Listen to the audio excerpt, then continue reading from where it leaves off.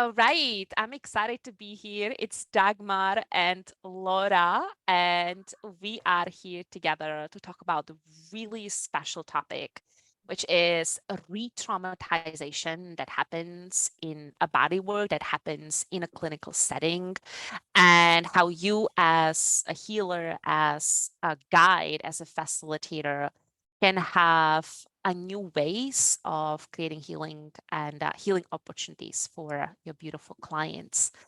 So for those of you that don't know us, I'm Dagmar. I'm a founder of Flourish Institute, where we specifically train healers to become the sought after women's health specialist that can solve any pelvic, sexual, reproductive, or gynecological challenge with hands-off approach, actually, through a trauma-informed coaching model, and put their clients on a pedestal in a way that their clients are actually sourcing healthcare and healing inside of their own bodies. Laura, come forward and please introduce Oh my yourself. gosh. I love hearing that because it makes me so excited for the work that we do. And why we're here together today. So I'm Laura Wick, for those of you who might not know me, and I am the founder of the Body Mind Coaching Certification Program. I work with wellness professionals, holistic practitioners, and helping them incorporate a coaching foundation into their work. For a lot of the people that come to us, they have hands-on practices. They love their work. They're committed to excellence in all that they do. And we often find that it is the best practitioners, the heart-centered practitioners who are doing so much more than just their modalities, and they're often not paid for it. They are often giving away a lot of resources for free. And when you incorporate that coaching process, you're actually able to account for all the magic you bring into your work. And the best part is it actually supports your clients in getting better results. And it brings in more ease, more spaciousness, more freedom, and yes, more income for yourself as well. So I just love the work that we do, because I think you and I both have a passion for really operating from integrity. I think all of us come into the healing holistic space because we genuinely want to help people feel better. And we often don't realize that a lot of the ways we're taught to work are actually keeping our clients stuck, and they're keeping us stuck. And so this topic of re-traumatization and the healings in these clinical settings, like, we have to start talking about this, because I think sometimes well-meaning, kind-hearted folks who just want to help people are unintentionally keeping people in this cycle. So that's what we're Yes. here for today. Yeah. Yes. And I love everything that you stand for. And I love kind of that centralized piece of integrity. So we are really having this conversation as a deep call, like a soul call for integrity in your work, in the way you feel when you go to sleep. You put your head on a pillow. It's like, I've done a good job. I've been in a service to my client, but also in integrity at the end of the day to the client and client's body and their healing and their evolution. So let's establish here, like, let's create a common ground of what we are talking about when it comes to re-traumatization or table. And I would like to share with you a story of mine being in the client's body. The way I have created Flourish Institute in the first place, and I so deeply care about pelvic health and women's reproductive and sexual health, is because I myself, not surprisingly, have been the pelvic pain sufferer, and I struggled with variety of like period pain and sacrum pain and this phantom pelvic pain. And sometimes it's in your left hip, and sometimes it's on the right side of your pelvic basin, and sometimes it's in your pubic bone. It just like travels everywhere. And of course, as I was, seeking pain relief, I would be going to many body treatments, acupuncture, osteopathic, craniosacral, chiropractic. And I remember one time my flare-up was so bad, and I called a couple of people around town, and like everyone was busy that day, sold out, what have you. There was only one guy in town who was chiropractor who said, okay, yeah, like you can come in 2 hours. I booked my appointment and I went there with my husband. He gets me on a table, and I had like this really big pelvic flare up. I'm in a lot of pain. So even lying on the table itself is on my back is quite uncomfortable. And guess what? I say it to him, and he's like, oh, sure, you'll be fine in a few minutes. So in that, my needs, my very need of I am uncomfortable, I need to be adjusted, or treatment needs to be adjusted in a way that I can be okay through a treatment, was dismissed, which is a big warning sign. We can never dismiss needs of our clients. Now, what happened next though was something so destabilizing. He gets at the top of my head. He puts his hand behind, he cradles my head, and he's like, I'm going to make your adjustment. I'm like, okay, sure. My husband's sitting on the right side. And he's done, I don't know what, but I was like, and I felt like I literally got out of my body. It was so intense and shocking and destabilizing. My pelvis got inflamed more instantly. There was like this electric shock just going into my sacrum. And then when I kind of get back to myself, I'm like, what has happened? This was horrendous. And he is walking out of the office already, or of the treatment room, going to a second patient that he has sitting or lying in other treatment room. And I look there at my husband and I'm like, just start to shake and cry. And it was in that experience that as a patient, as the one who received from quote unquote a pain relief, I have said to myself that I will become a person who stands for doing any type of body work in a way that actually creates healing, that is actually safe, that is actually never, ever, ever dismissing the voice and the body needs of client, especially when client is in vulnerable and painful state. Wow. That's quite an experience. It was. Yeah. It was. And I think you and I, we both know that it's not uncommon. Yeah.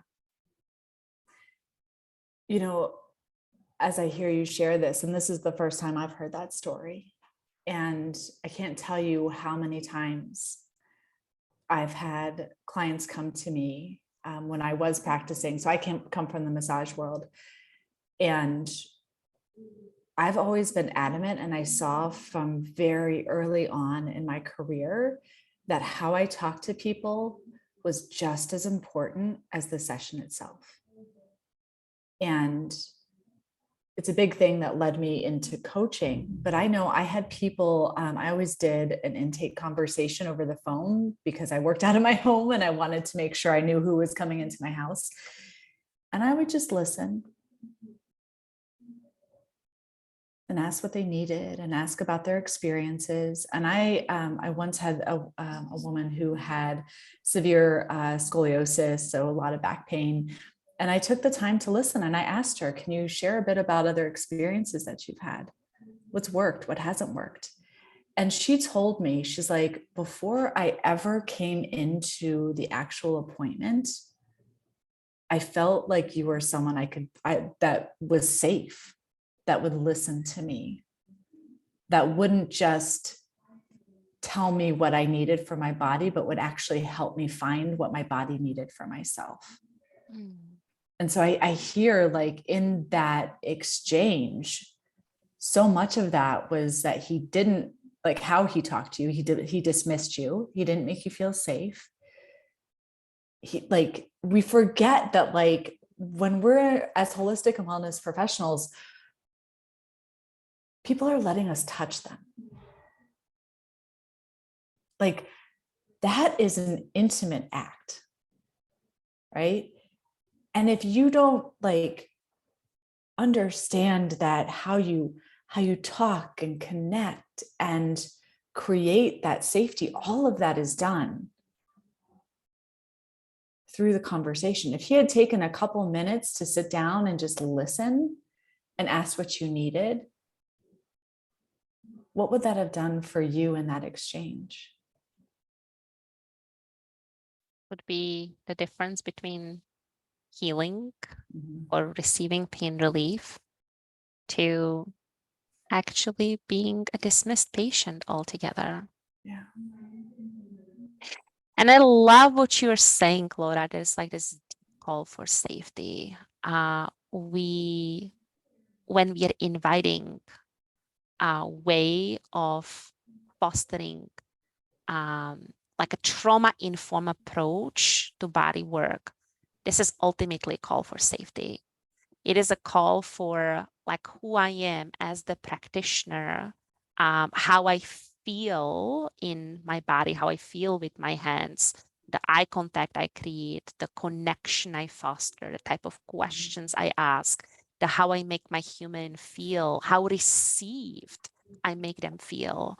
And the safety is just exquisite a body of work, obviously from Stephen Porges, the founder of polyvagal theory, and one of his books is The Transformational Power of Safety. We want to bring the safety at the heart and core of everything.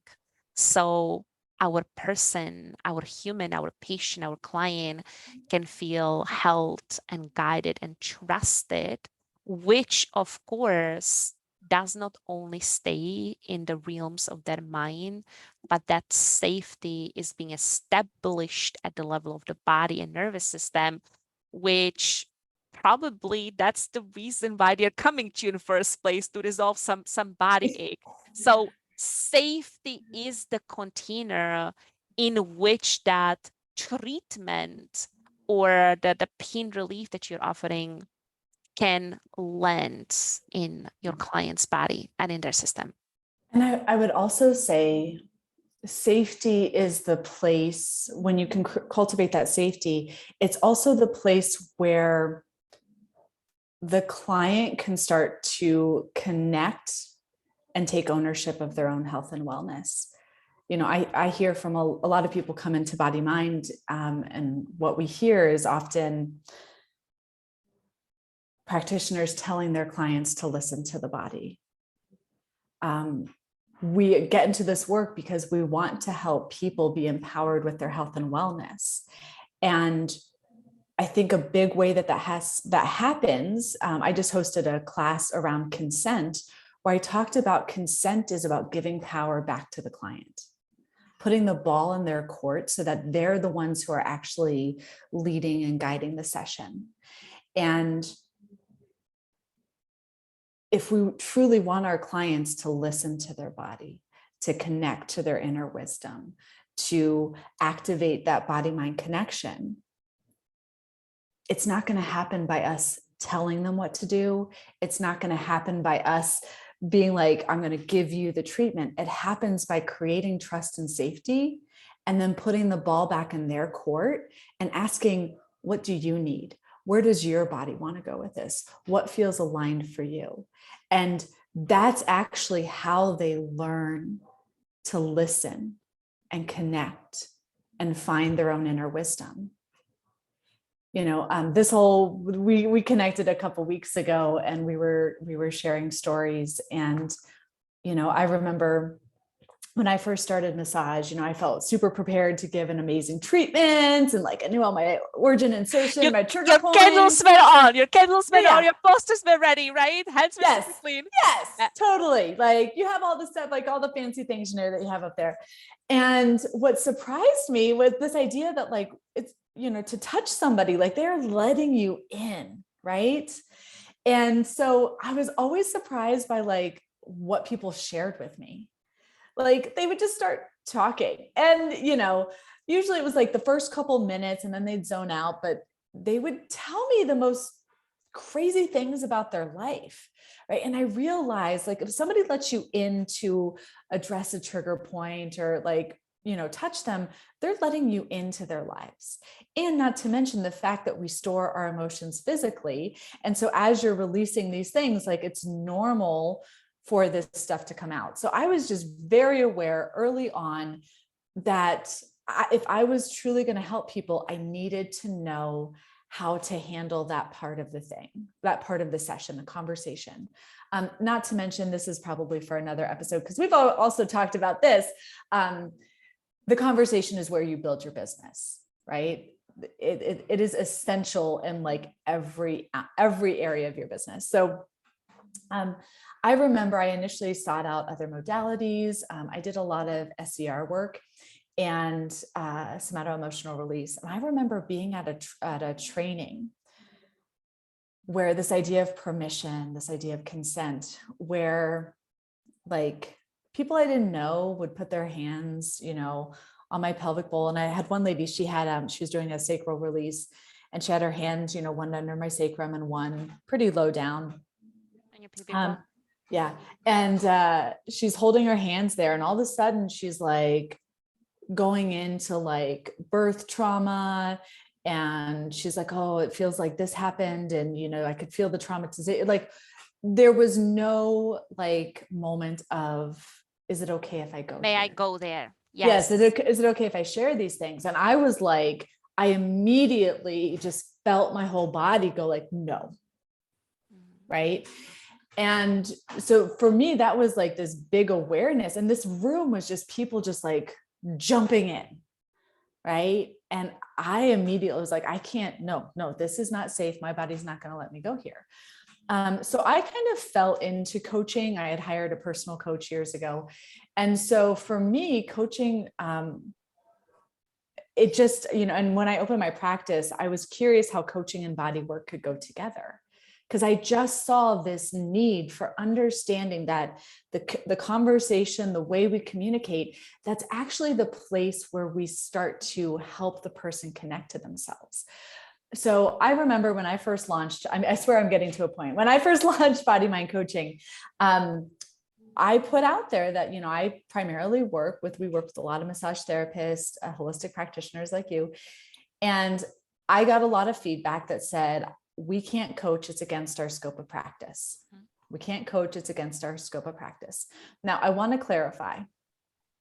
I absolutely believe that counseling and therapy, right, going back into somebody's like past, I do believe that should be left to a counselor and, professionals who deal with those sorts of traumas and experiences. And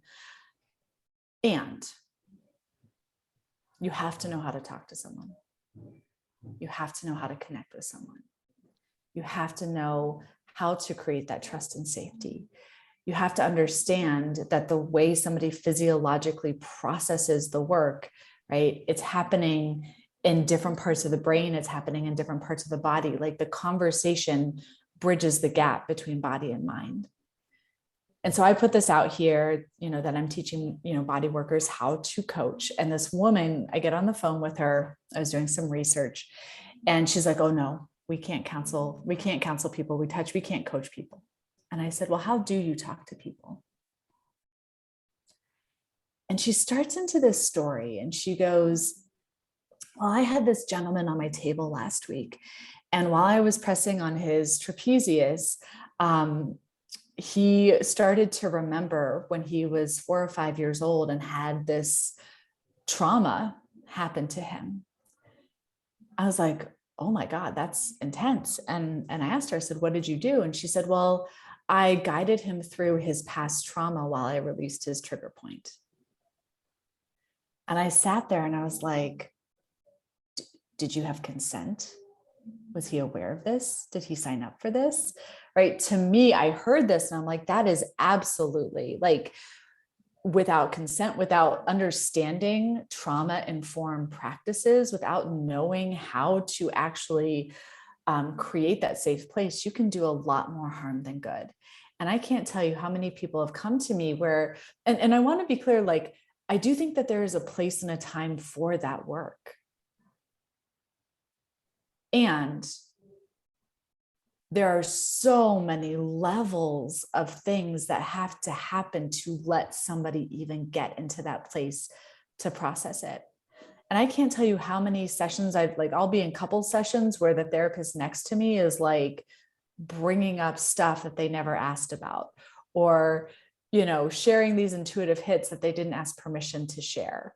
And I want to be mindful here that I think our intuitive gifts are absolutely relevant and needed when we understand that we have the trauma-informed practices, when we have the consent, when we're clear about what is happening in the session, when the client is fully prepared to step in and receive it. Oh my God, that work is magical. You're speaking gold here. You're speaking absolute gold here. And what I'm hearing you say is this is not about, do I have scope of practice to coach or not? This is actually an absolute must in place. Yes. Even if we take it to kind of a piece that pretty much any holistic practitioner, any body worker has in place, such as a form of mini consulting. Client comes to you and after the treatment, let's say, I want you to be drinking more water. Like this idea or this information is Captain Obvious. We all know that we should be drinking more water, right? Yep. But that itself is a piece outside of the bodywork treatment. Yep. And that is actually considered out of scope because you can't tell somebody what to do. What to do, what to eat, how to think, how to behave, how to fight with spouse or how not to fight with spouse, what triggers them, what stresses them out, all of that. Now, the beauty, and it's a piece that we deeply stand for in Flourish Institute, but what we do with our practitioners is we teach them hands-off body work, meaning they train their clients how to do body work on themselves. So clients are sourced in living better inside of their own bodies and empowered in their healing. And similar to you, we combine that with a trauma-informed coaching.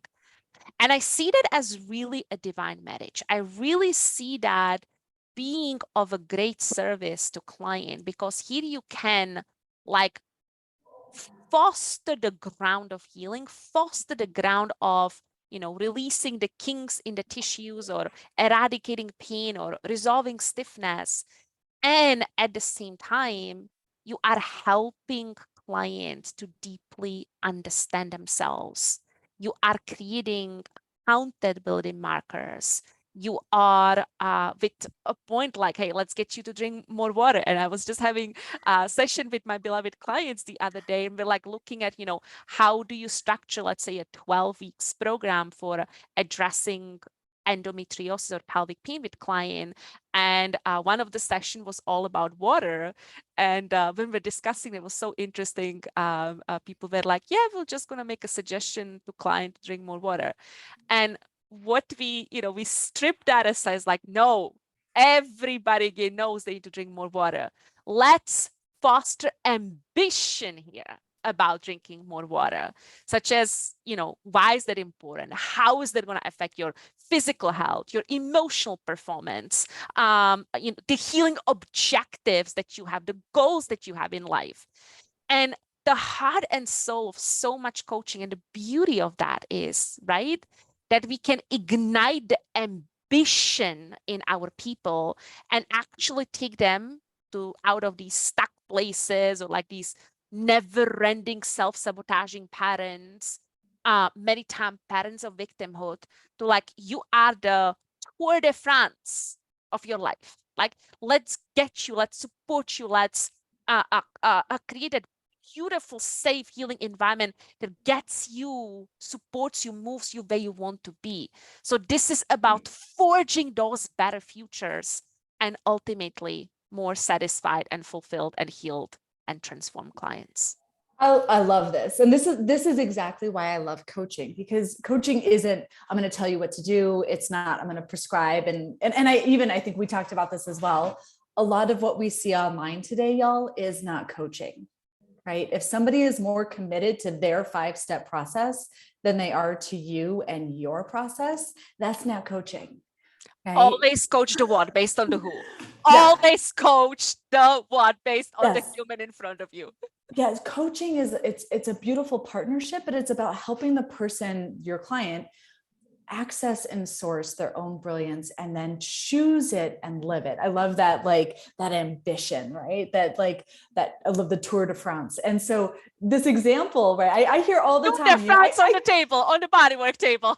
I can't tell you how many times I've gone to the sessions and they're like, you should drink, you should stretch. And I'm like, I know, right? Like the thing is, the irony in life is most of us know what we should be doing, right? And so and again, this idea of like telling somebody what to eat, drink, how to physically move, all of that stuff is typically outside of scope of practice, right? Unless you're, a doctor, whatever. So it's funny how, again, we think that we're doing somebody a service by saying, oh, drink more water, oh, do these stretches. But actually, right? I mean, my best example for this is my mom used to tell me every single day to make my bed. I never fucking made, am I allowed to say bad words here? I never made my bed. No, I'm the youngest. Like I was the attic baby. If there's any attic babies, like I I feel like they put the youngest way away. That was me. So I never freaking made my bed, right? And that's the thing. When people tell us what we're supposed to do, we often like resist it, right? And it does this thing. It does this thing where the mind feels like it has the answers, right? We live in a world that idolizes knowledge and information and thinks that if we have enough knowledge and information, we'll be safe, right? Let's just be honest, that shit ain't working right now. Okay, so so what happens is you're actually keeping somebody stuck in their cycle when you're telling them what to do, because their brain feels full. It says, oh, I have the answer. And because I know, I'm good, right? But that's not actually what creates that ambition, that motivation, the desire to actually do it. Right. So, and let me be honest here, you as the practitioner, your ego feels good when you tell them what to do. You feel like you've helped them. You've kind of a little bit of like a savior complex here. We feel like we're helping. The client feels full because they say, oh, I have answers. But they don't have a plan. I don't have the drive to follow Right. all these answers. And that is the breakdown of integrity here too, right? Yes. So they have the answers, but they don't have the drive. They don't have the drive, the desire, the accountability. They haven't decided that they're actually going to do it. Right. I actually have a client. She's in one of my high level programs, and we had a coaching conversation the other day. And I just was like, what do you need? Like, what is the one thing that's going to help you move towards this? And she said, you know what? I need to drink more water. I was like, oh, tell me more. What does that look like? What is that going to do for you? Why is that important? How is that one simple thing going to help shift all these things? Like, so she was able to source her own answers. She decided that she wanted to drink more water. We came up with the plan. Actually, not we. She came up with the plan of how she was going to do it, she was going to anchor it with other activities she was already doing. She came and so it was all her. She decided, right? This is such a simple thing that I think, Dagmar, you and I can sit here and talk about for hours. And I anybody who listening, when you get this opens the door for your clients to literally their results skyrocket when you understand how to support them in deciding what they want and actually taking all this list that social media and the world tells them that they have to do to be perfect, right? When you actually help them filter that out and say, what in this feels right for you? What feels aligned for you? Not even that. We talk about body, mind, our magic question. How do you want to feel? How do you want to feel? And what is going to support you in feeling that way? Oh man, when they decide that for themselves, and then you use that coaching structure to help them actually activate it, right? Align with it and activate it and like create the plan. Now they have the ambition. Now they have the dream. Now they've made the decision and they go and do. So their results are amazing. They think you're the shit. And this extra, like this time that you're spending, these tools that you're giving them actually makes sense and you can get paid for it, right? This is where it starts to shift. And I'm so curious of your coaching model, because I think, you know, we talk about embodiment being the core of the body mind coaching process, where for a lot of our practitioners, like we teach them how to have this coaching structure that starting off, it supports the services that they're doing and allows them to claim the extra time that they're spending with their clients and get paid for it. We teach people how to create the coaching programs. But the cool thing is when you understand that embodiment is actually at the core of transformation, right? This is that polyvagal theory. Like people can't transform unless they have a parasympathetic response. Yeah. They literally cannot think of another possibility until they have had like the breath, that's the moment they can start thinking of a new possibility. And when you understand that that gets to be a core foundation in coaching, a lot of our clients completely leave their body work and leave the hands-on portion of their sessions and just coach. And it's magical. I love this stuff. I love it so much. And I literally can talk for next 48 hours about this. It does create magic for your income as a practitioner. For also, I think that the one tiny, it's not tiny, it's quite a big piece you haven't touched on, sense of fulfillment as a practitioner. Yes. Oh, Like so I've true. done a good work. I've had so many conversations over the years with healers who are like, okay, I don't have scope of practice to managing people's emotional releases on my table, and I feel awkward. I feel weird. I feel like, yeah, I am not doing a good job.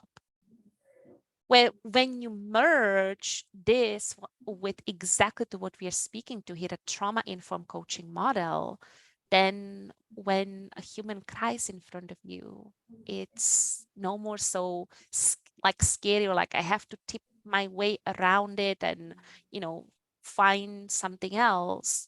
You can help this person not only grieve, but also create a context around the grieving and help them find a new narrative or a new possibility or an idea or a support that gives that human more safety and more doorway to being whole and feeling whole on a deep level.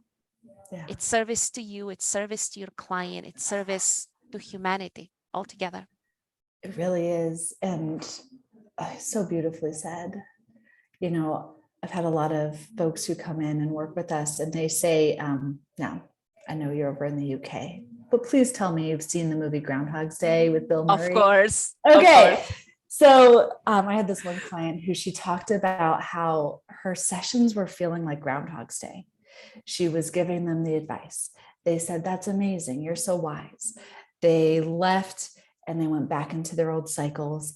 And a couple of weeks later, they're back in with the same complaint, the same frustration. And she's like, I keep doing this. Like, I love my work. I love what I do. I'm seeing and feeling like there's something just beyond my fingertips that I can't literally touch in this session, that if I could get them to understand this thing, this whole process would shift. And you're right. So I think this thing, this, like, for me, I call this the conversation gap. But this is where that coaching piece comes in, that trauma-informed coaching piece. It's what actually helps you close that gap that you're feeling. And it does, you're totally right. Not only is it amazing for your clients, but it brings back that sense of fulfillment for you as the practitioner. And what I have found, and I'm super curious your experience, it actually makes the work you do easier. Mm-hmm. Yeah. No more there is a heavy lifting of like, you are responsible for the pain relief of your client, when, which is actually, and this is definitely for another conversation, it's the old paradigm of healthcare that we are moving out of. Yeah. So the new paradigm of healthcare, where we actually support and empower and encourage our client to source healthcare inside of them. And that's the invitation here. I absolutely. And I think all of this, and we will schedule another time to talk, because this is amazing, right? Because it's not only we need to reimagine how we work with our clients, but I think we need to reimagine how we get paid, because we could have a conversation of the burnt out, healer, which is, I'm so over that, right?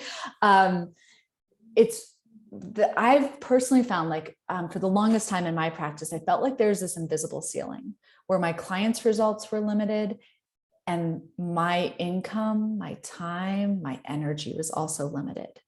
And so this new way of working that you're talking about actually will help you bust through both of those, right? It solves both of those problems when you can put the ball back into your client's court. I talk about shifting from being responsible to being response-able.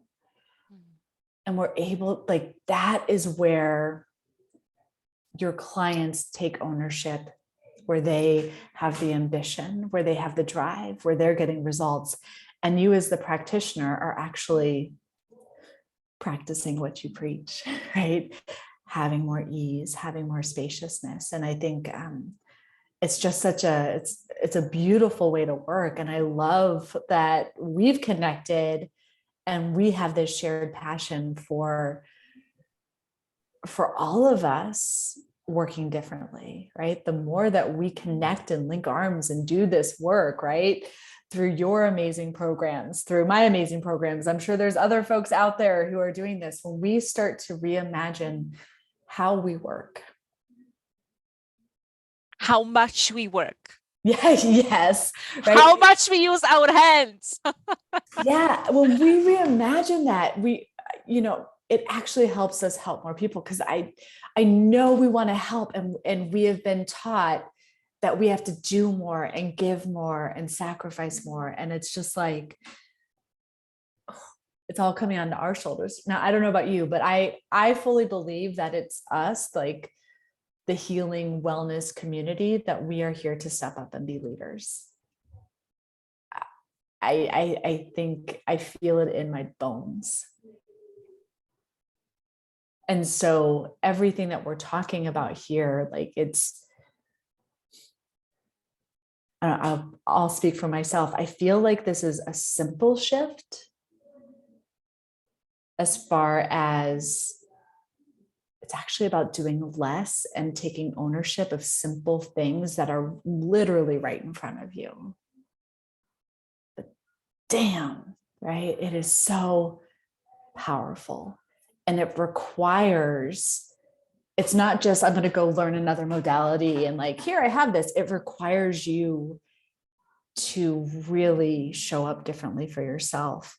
I actually think one of the challenges in the wellness space is practitioners receiving for their work. I think we're so good at giving that we have forgotten that receiving is just as important. Yeah. It's always the exchange. Yeah.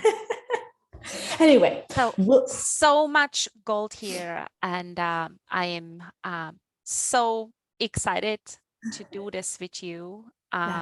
And I love what we stand for. I love the leadership that we are awakening in people. that call for leadership in practitioner and subsequent call for self-leadership in health in our clients, it is a gift that keeps on giving. Amen. Amen. This was fun. Thank you, Dagmar. Thank you, Laura.